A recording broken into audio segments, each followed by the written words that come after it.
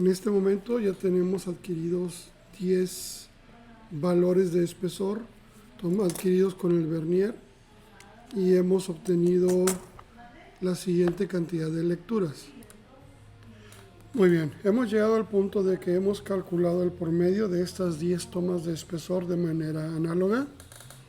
Entonces tenemos una suma de 10.3 que dividido entre 3, perdón, la suma es de 30.3, dividido entre 10 es correr el decimal, 3.03 milímetros de espesor.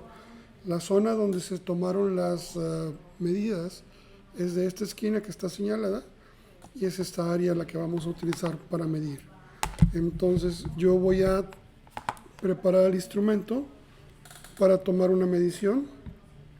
El gel va a borrar la marca, pero pues es la esquina la que tengo que medir y solamente tengo que evitar pisar los bordes con el sensor. Entonces vamos a colocar, bueno, una situación es que para medir espesores el primer paso es estar trabajando con la puesta cero, es ajustes de calibración cero, y en ese instrumento para este modelo el cero es puesto al aire, no necesito tener una placa de verificación de cero. Entonces el sensor al aire es un envío sin respuesta, ya que es un sensor ultrasónico que calcula el retraso entre el envío y el retorno, y de esta manera nos va a dar un espesor. Entonces vamos a medir sobre esta parte, vamos a leer el espesor, me está calculando 3.4 milímetros o 3.480 micrones, 3.500, y es parcialmente repetitivo. Entonces yo lo que tengo aquí es una medición lineal, y esta pequeña placa o un recorte de esta misma puede quedar como patrón para el ajuste del instrumento. Yo soy muy cuidadoso de llamar patrón a cualquier material. Para que sea un patrón tiene que estar plano y tiene que ser más cuidada la preparación. Yo aquí utilicé un instrumento Dremel para hacer la preparación superficial. Si ustedes pueden utilizar algún instrumento o una lijadora que les dé una superficie que puedan confirmar que está plana, pues vamos a tener un mejor resultado, ¿verdad? Entonces lo que vamos a hacer es vamos a hacer un ajuste de la calibración, y lo que vamos a hacer, por ejemplo, vamos a habilitar la función de poliurea para ver cómo me cambia la apreciación del espesor. Entonces me está poniendo un espesor distinto. Entonces lo que voy a hacer es en ajustes de calibración, ya que lo tengo ajustado para poliurea, vamos a decirle al instrumento cuál es el espesor correcto. Entonces mi espesor me lo da como 2.4 o 2420. Entonces yo lo voy a corregir hasta 3.3, que serían 3300.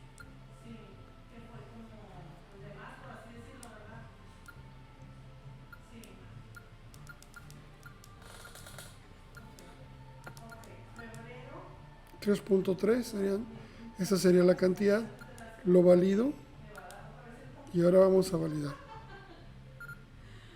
3.28, 3.3, 3.3. En este punto ya estamos seguros que el instrumento puede medir el material sin textura, dándome repetibilidad y reproducibilidad. ¿De acuerdo? Entonces ahora lo que vamos a ir es, vamos a trabajar en una superficie con textura. Ahora vamos a colocar, como aquí hay textura, el aire hace que el instrumento no mida, hay que colocar una cantidad de gel suficiente para desplazar el aire, y ahora vamos a tomar mediciones. Las variaciones de espesor me las da la textura.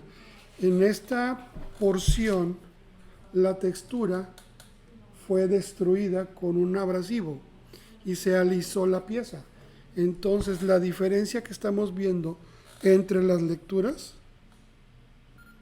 es precisamente la rugosidad, ¿sí? Las partículas de poliurea que me están dando la textura.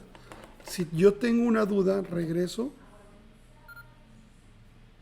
Y aquí estoy teniendo mis espesores de 3 cercanos a 3.3.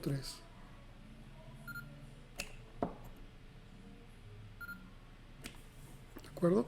Aquí tengo textura, del otro lado de la placa no. Por si esto deja alguna duda, vamos a voltear la placa. Regresamos al mismo punto.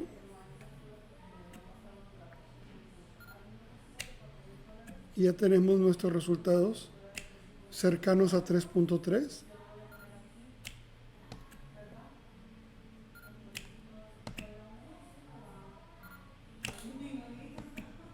Entonces ya la variación es de 60 micras, entonces no es tan grave la tolerancia en cuanto a la falla en la medición de un espesor conocido. Entonces podemos confiar que los números obtenidos acá son los reales. Como yo no tengo el mismo espesor y no es una superficie lisa, sino una superficie con textura, es claro que va a estar. Entonces, esa es una placa lisa. Vamos sobre una